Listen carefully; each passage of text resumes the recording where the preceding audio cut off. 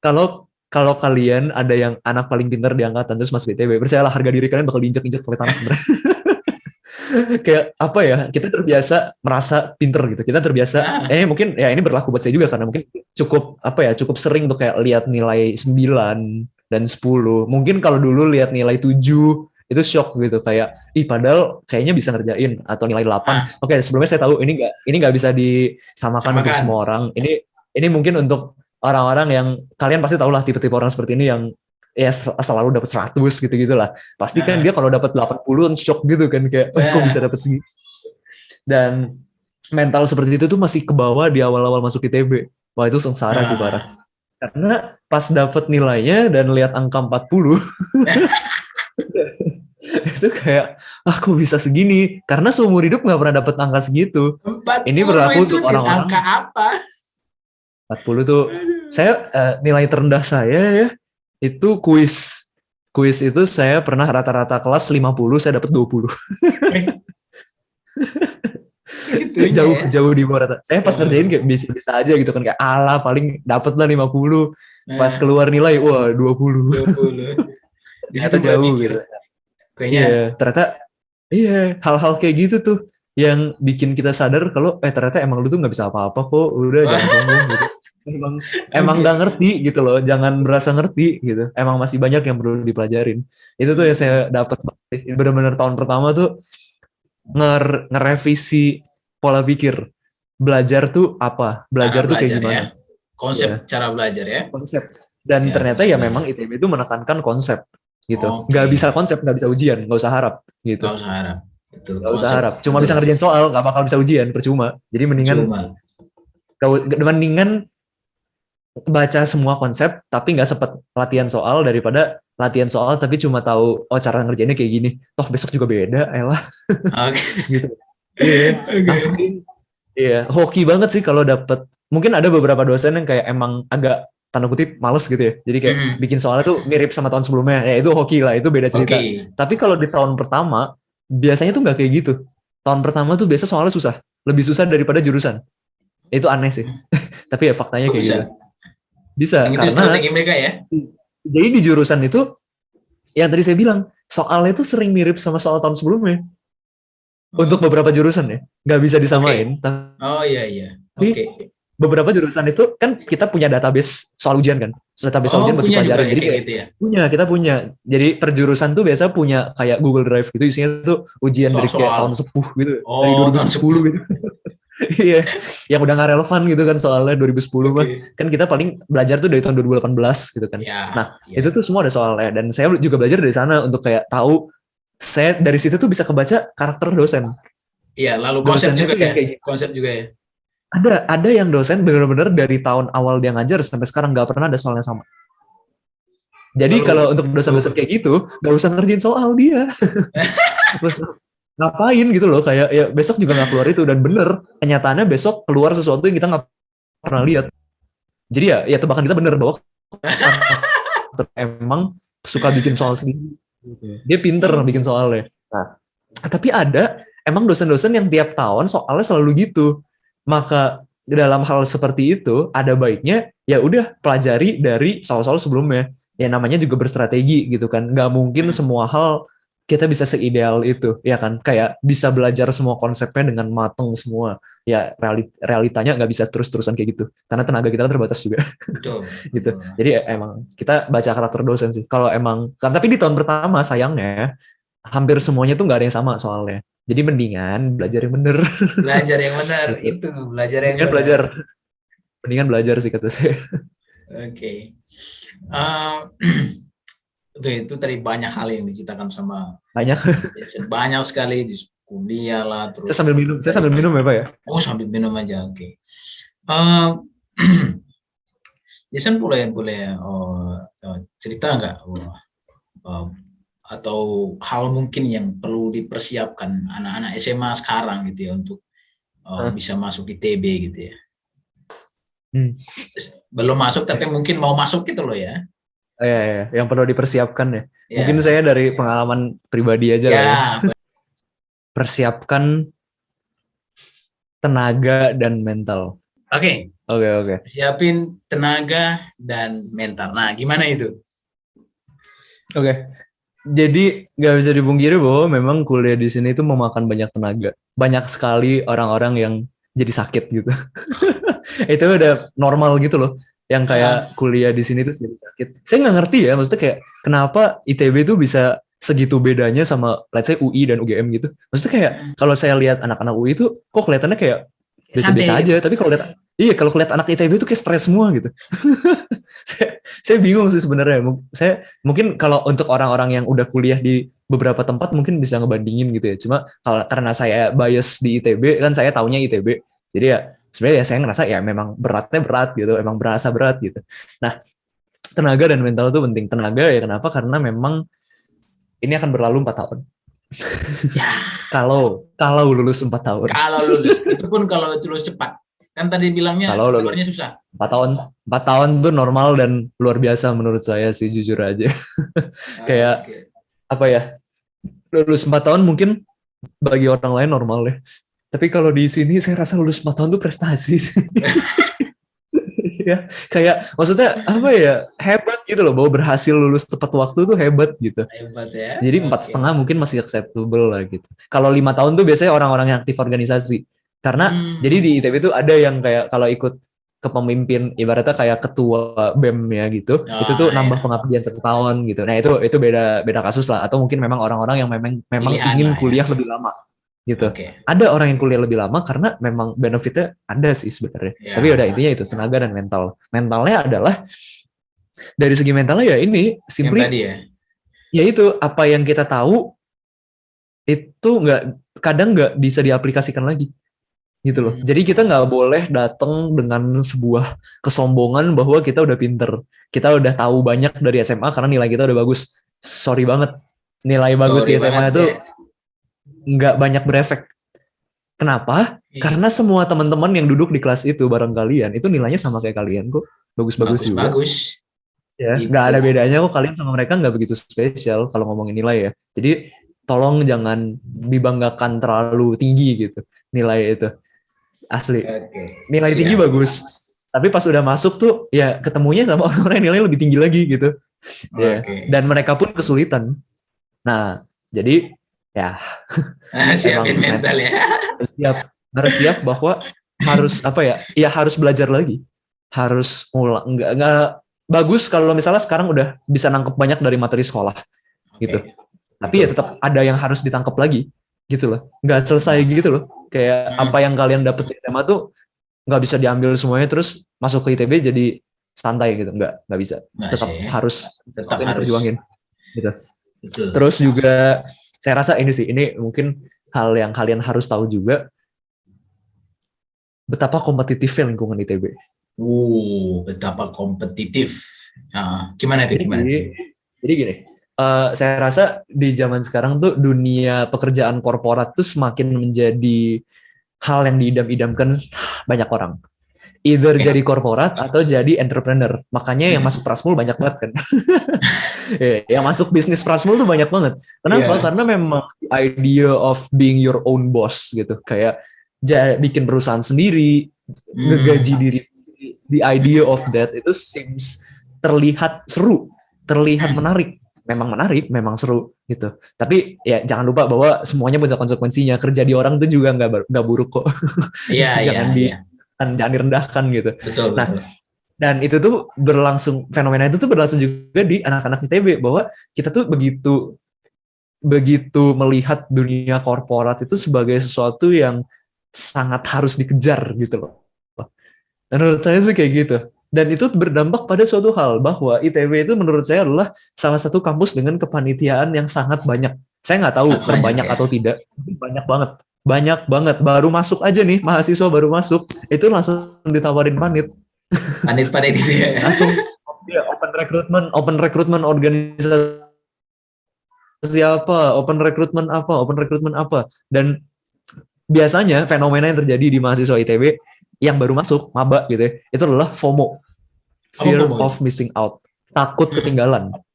Takut Oh. ketinggalan, fear of missing out, takut ketinggalan sama temennya, takut kalau nggak daftar apa dia jadi kalah sama temennya, kalau dia nggak ikut apa maka dia ketinggalan dan dia harus ngejar sesuatu. Padahal kadang nggak ada yang harus dikejar. Emang itu Oke. emang apa ilusi yang kita buat sendiri aja gitu kadang. Nah, Ah, jadi tuh karena ITB kan sendiri juga ya menurut saya kampus yang sangat bagus gitu dan oke. otomatis semakin tinggi kualitas kampus ya, maka organisasi yang ada di dalamnya pun semakin tinggi Bagus ya. kualitasnya. Ya. Bagus, organisasi ITB bagus-bagus dan banyak banyak banget dan sampai saking banyaknya tuh kadang overwhelming gitu loh buat mahasiswa. Kayak kita jadi nggak tahu harus pilih yang mana karena terlalu banyak tawaran, terlalu banyak informasi yang masuk. Ada yang ini Ah, nawarin apa, ini nawarin apa, ini nawarin apa. Akhirnya kita jadi susah mau milih-milihnya gitu.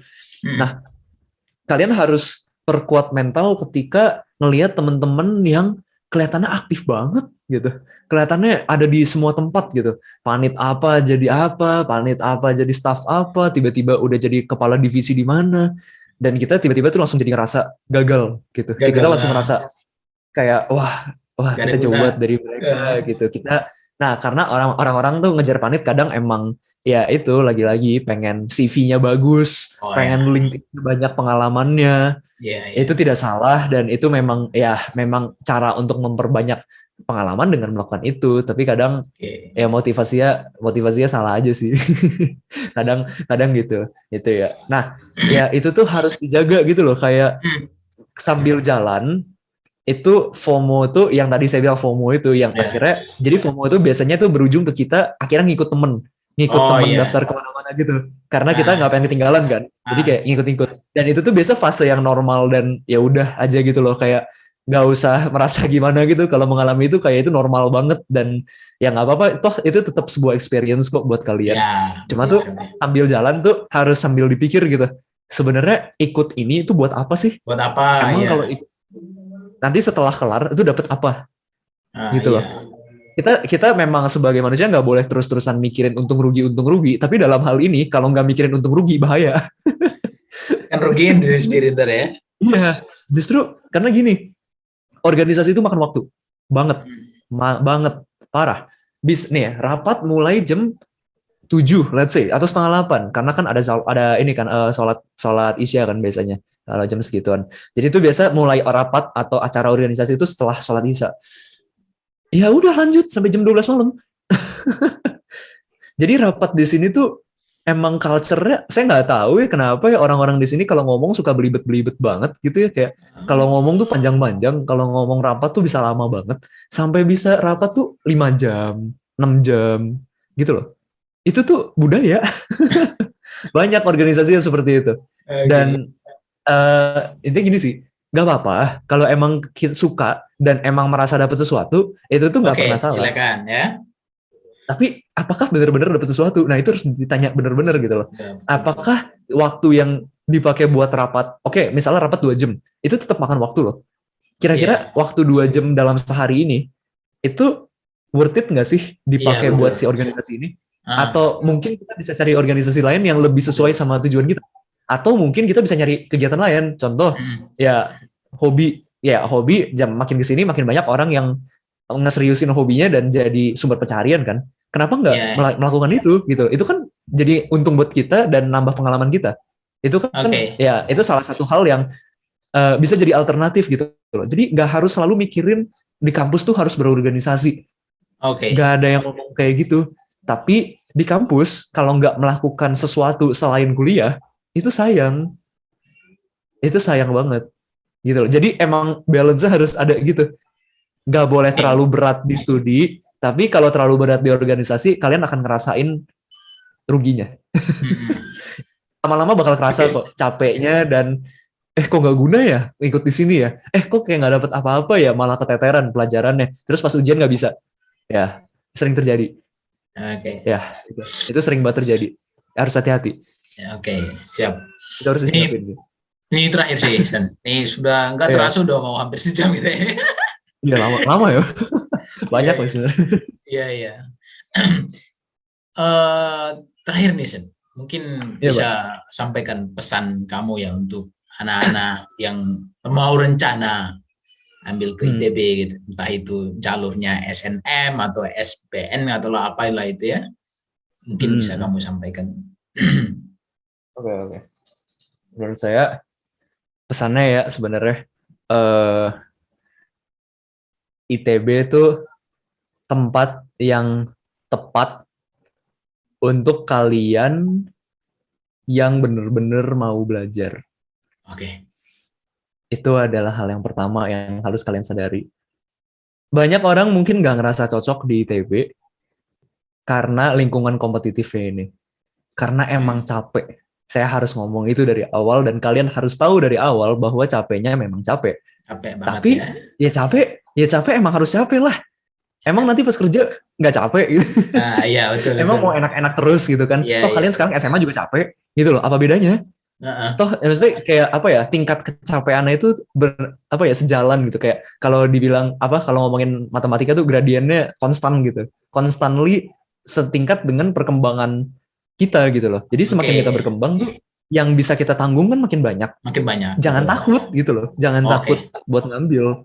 Nah, eh, pesannya itu sih, ketika kalian emang mau ambil ITB, maka iya sebenarnya pertama yakin aja sih. Coba yakin Yakin. dulu bahwa kalian emang tempatnya di sini.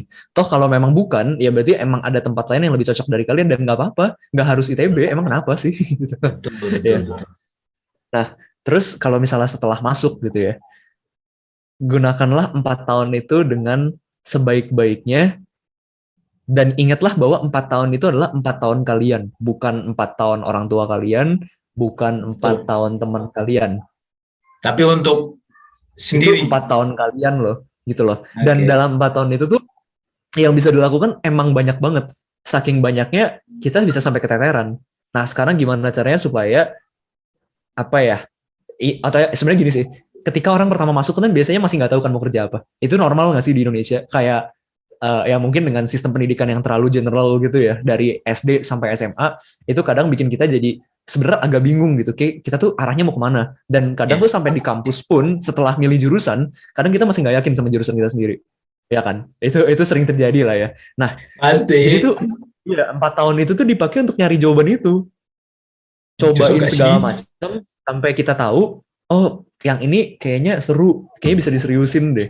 Misalnya panitia di segi apa, misalnya bisa nggak ya karirnya dituju ke sana, atau pada akhirnya kita menuju ke karir kan. Atau lihat jurusan, serius di jurusan itu juga bukan pilihan yang buruk, justru pilihan yang sangat baik gitu. Contoh, nggak ikut organisasi tapi aktif lomba, jadi asisten dosen, menurut saya itu juga sama baiknya. Karena dengan kayak gitu kan, jadi keilmuan kita kan jadi makin keisi gitu kan. Ya toh nanti Oke. ketika lulus kita jadi orang-orang yang emang paling ngerti bidang kita. Dibanding teman-teman kita yang mungkin kebanyakan mainnya organisasi mulu. Tapi di Ya. jurusannya ya udah asal aja gitu loh. Tetap kita punya kelebihan. Dan ketika kita mencari kerja di, ya kalau saya teknik sipil kan, ya kalau Ya. ketika saya nanti kerja di teknik sipil, ya saya benar-benar punya sesuatu, punya pegangan gitu, bahwa saya Oke. udah dapat banyak pengalaman dari hal-hal akademik yang saya dapat di kampus. Nah sekarang Oke. pilihannya antara organisasi dan akademik itu tuh apa ya? Menurut saya jangan terlalu dikotak-kotakin jadi Ya. harus pilih salah satu gitu loh. Betul. Nggak harus pilih salah satu kok. Tapi Oke. pilihlah yang paling cocok gitu Buat prinsipnya kita gitu ya. deh. Ya, Oke, ya paling kurang-kurangin lihat kiri kanan sih sebenarnya. Maksudnya gini, lihat kiri kanan tuh nggak apa-apa. Cuma biasanya orang tuh kalau lihat kiri kanan malah jadi eh apa ya? Malah jadi ngerugiin diri sendiri gitu. Lihat Oke. kiri kanan tuh tujuannya bukan buat bandingin, tapi buat apa ya? Ya buat tahu progres kita aja semana gitu. Gak Oke. usah bandingin progres kita sama orang karena pasti beda dan pasti kita kecewa. karena pasti beda gitu. Dan ketika kita sedih ngelihat orang yang lebih maju, ada orang lain yang ngelihat kita pun jauh lebih maju daripada mereka, dan mereka juga Oke. sedih sama dirinya sendiri gitu loh. Sedih dari Itu sini. selalu berantai gitu kan. Jadi Iya, iya. gak usah apa ya. Itu tuh hal yang paling sering terjadi kalau saya lihat ya di anak-anak ITB gitu loh, kayak sering banget ngelihat, aduh dia jago banget, aduh jadi minder gitu. Ya itu tadi 4 tahun ini 4 tahun kalian kok. Jadi Oke. pakai aja, cari aja gitu. Nggak apa-apa karena benar-benar luas banget yang bisa dieksplor. Nggak Oke. ada salahnya untuk nyobain. Tapi jangan kasihkan nyobain. Gitu. Ya, itu sih. Oke. Itu yang bisa Oke. saya titipin sih. Oke, luar biasa pengalaman dan tadi pesan luar biasa dari Jason. Ada mau titip salam untuk guru nggak? Mungkin ada Parinto ya. Parinto tuh Wah, Barito. orang pertama yang ngomong ke mami saya bahwa Ah, saya bisa masuk PTN. keren. Itu Ya, waktu seyakin lagi itu bagi ya. rapot, lagi bagi rapot meet, saya ingat banget. Soalnya mami saya yang cerita, kan saya nggak ikut kan kalau rapot meet. Terus Ah, kayak bilang, waktu itu Parinto bilang, wah ini kalau kayak gini terus bisa nih PTN nanti di kelas 12 ya. Jadi ya Parinto adalah ya orang yang yakin sama saya bahwa saya masuk PTN, dan sekarang keyakinan Bapak terbukti, saya masuk. oke. Itu. Oke.